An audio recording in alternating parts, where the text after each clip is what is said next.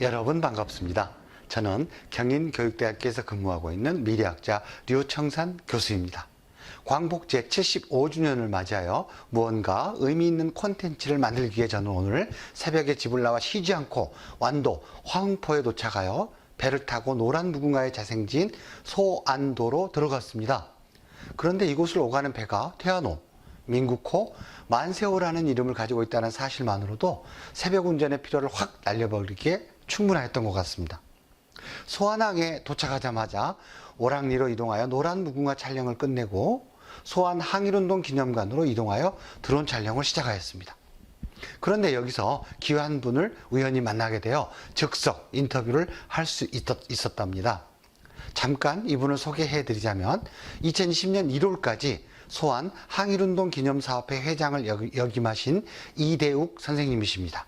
참고로 선생님께서는 현충 해설사와 관광 해설사 교육을 받은 다음 해설사로도 활동을 했다고 합니다.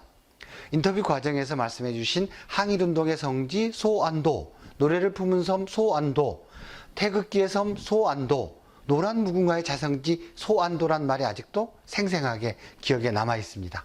아울러 배움이 곧 항일이다 라는 정신으로 학교를 세우고 일제항간 정신에 관한 설명을 들을 때는 절로 고개가 숙여지기도 하였답니다.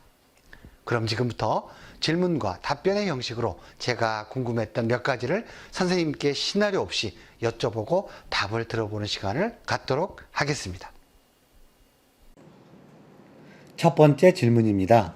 소안도의 항일운동 기념관 안에는 사립 소안학교가 있는데요. 이 학교는 어떤 학교인가요? 여러분의 이해를 돕기 위해 선생님의 답변을 다음과 같이 요약해 보았습니다. 이 학교는 섬 주민들이 만 454원을 모아 독립정신을 교육하기 위해 세운 학교랍니다. 못 배워서 나라를 잃었기 때문에 배움은 곧 항일이다 라는 외침 아래 1923년 5월 16일에 개교를 했다고 합니다. 그 후 일본이 보통학교로 전환하라 하였지만 섬 주민들은 우리가 돈을 내어 세운 학교이기 때문에 그럴 수 없다는 이유로 강하게 반대하였다고 합니다. 그러자 일제는 강압적으로 이 학교를 강제 폐교시킵니다. 그들이 내세운 폐교의 그 첫 번째 이유로는 이 학교가 일장기를 달지 않는다는 것이었고, 두 번째로는 천황의 생일등과 같은 일본의 국경일에 학교를 휴교하지 않기 때문이었다고 합니다. 그리고 세 번째로는 학교 교육 활동에서 일본어를 사용하지 않고 조선어로 교육하였기 때문이었다고 합니다. 그럼 선생님의 육성 설명을 직접 들어보도록 할까요? 여기 보다시피 사립소안학교라고 우리 면민들이 그 의원금 10,454원을 거출을 해가지고 못 배워서 나라를 잃었기 때문에 배움은 곧 항일이다 그래가지고 1923년 5월 16일 날 개교를 했어요. 근데 이 학교가 개교를 해가지고 일본이 보통학교로 전환하려는데 안 된다. 우리 주민들이 돈을 스스로 걷어서 했던 것을 왜 남겨야. 그러니까 일제가 강압적으로 이 학교를 강제 폐교를 했어요. 그 강제 폐교된 이유를 듣는 것이 참 얼척없는 내용인데요.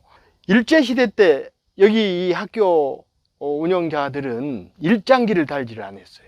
그 다음 일제 때 국경일 있잖아요. 천황 생일이라든지 그때 시라고 하는데 이 학교를 시지를 안 해요. 그리고 일제 일본말로 교과서에다 모든 학습을 해야 할 건데 전부 다 우리 한글로만 학교 교습을 시키고 그러기 때문에 이 학교는 없애야겠다. 그리고 교육 자체가 독립운동가를 양성하는 학교가 돼가지고 유명한 선생님들이 스스로 여기 찾아와서 선생님들을 하셨거든요. 선생님, 두 번째 질문입니다. 소안도가 노래를 품은 섬으로 불리기도 한다는데 그 이유가 무엇인가요? 선생님께서는 다음과 같이 설명해 주셨어요. 독립운동가를 양성하는 과정에서 불렸던 노래들 중에는 이별가가 있었다고 합니다. 일제 강점기 때 독립운동가들이 불렀던 노래는 대략 500~600곡 정도가 되었다고 하는데요. 이들 중에서 약 30여 곡 정도가 소안도에서 불렸다고 합니다. 그런데 또 그들 중에서도 온전히 소안도를 배경으로 불렸던 노래가 바로 이별가라고 합니다. 이러한 연유로 소안도가 노래를 품은 섬이라는 애칭을 갖게 되었다고 하는데요. 이러한 연유로 섬 주민들은 이 독립운동가를 소안도 애국가라고도 부른답니다. 그럼 소환도 애국가에 대한 선생님의 육성 설명을 직접 들어보도록 하겠습니다. 독립운동가를 만들었 그 노래가 이별가라는 노래가 있습니다. 우리나라에서 독립운동가가 500곡, 600곡 가까이 불린 노래 중에서 또 우리 소환도에서 30여 곡이 그 독립운동가가 불려 있거든요. 그 중에 소환도가 안전한 무대로 불렀던 노래가 이별가 노래입니다. 이별가 이 노래를 전국적으로 알려야겠다. 그래서 국민서관에서 노래를 품은 섬 소환도 그래가지고 동화 홍종이 그 동화 작가가 이 전국 서점에 학생들이 알 수 있게끔 동화책까지 보급을 하고 있거든요. 그럼 이번에는 선생님께서 직접 불러주시는 이별가를 한번 감상해 보도록 하겠습니다.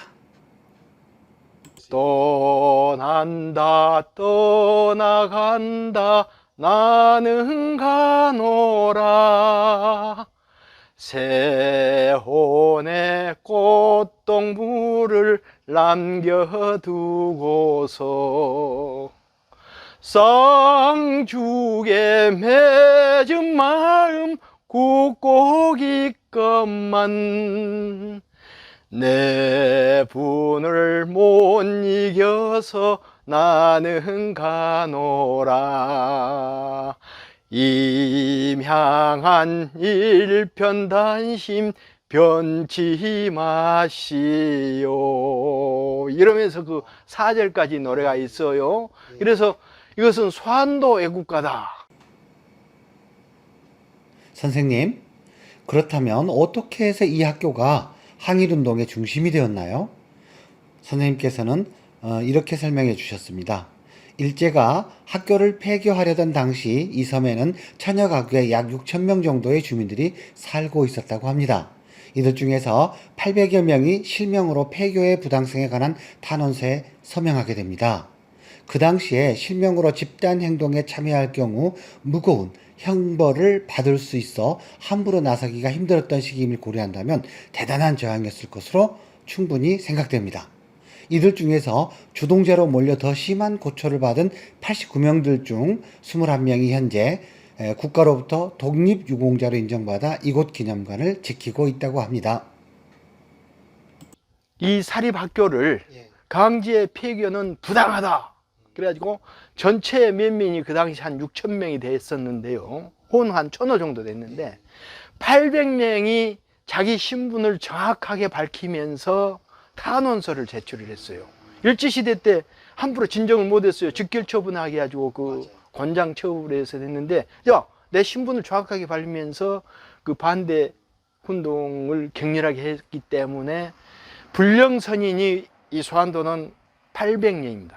그 중에서 그 지도자로 활동하셨던 분들이 89명이에요.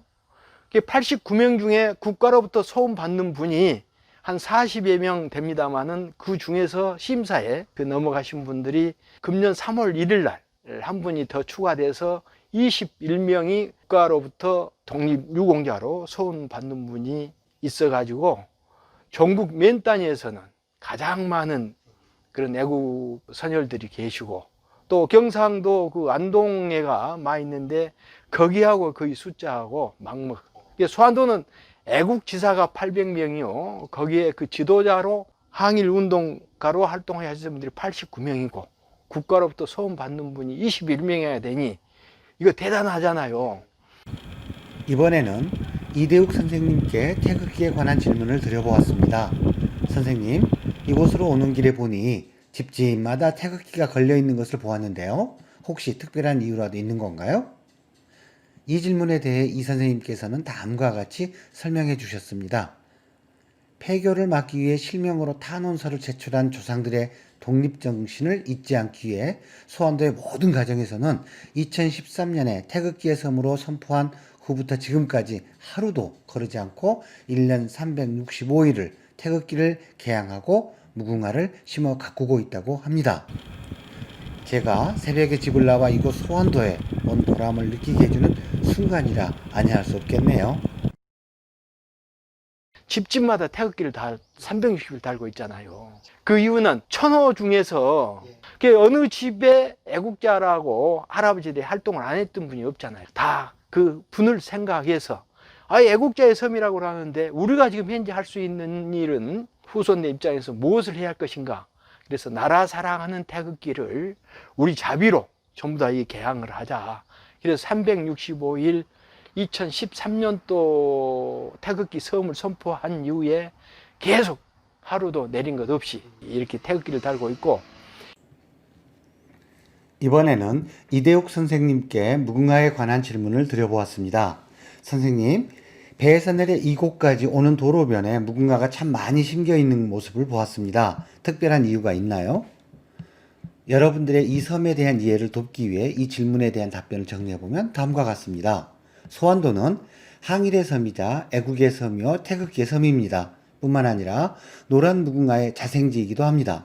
이러한 연유로 우리나라를 상징하는 민족의 꽃인 무궁화를 종류별로 다양하게 길가의 가로수로 심게 되었다고 합니다.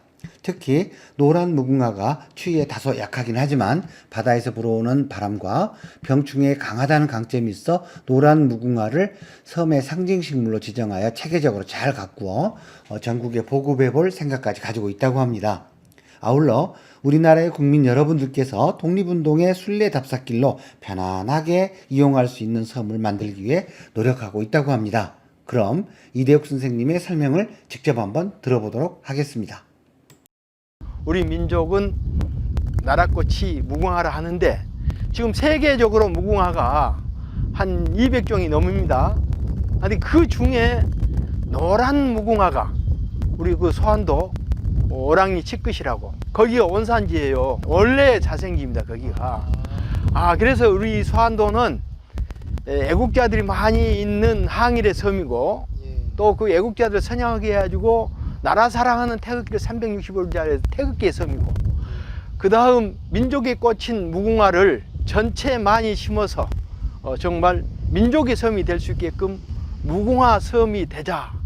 그래서 소환도는 가로수를 전부 다 무궁화로 심고 있고, 노란 무궁화 그 원산지를 관광화해서 그 단지화를 하자. 그래가지고 그 노란 무궁화 우리 소환항일운동 기념사업회의 산림청 공모사업으로 선정이 돼서 우리나라 지도형을 해가지고 지금 노란 무궁화를 또 많이 심어 놓고 있어요. 그래서 소환도 전체를 노란 무궁화 섬으로 앞으로 만들어야만 그 무궁화도 부각이 되고 노란 무궁화의 특성을 찾아오는 대한 국민들한테 알릴 수 있는 기회를 만들어야겠다. 그래서 독립유공자 순례 답사길로 우리 전체 국민들이 꼭 한번 찾아와 주시면 정말 대단히 고맙겠어요. 아이고, 여기까지 찾아오신 것이 너무 고맙고, 혹시 저 얘기가 충분치 못한가는 모르겠습니다.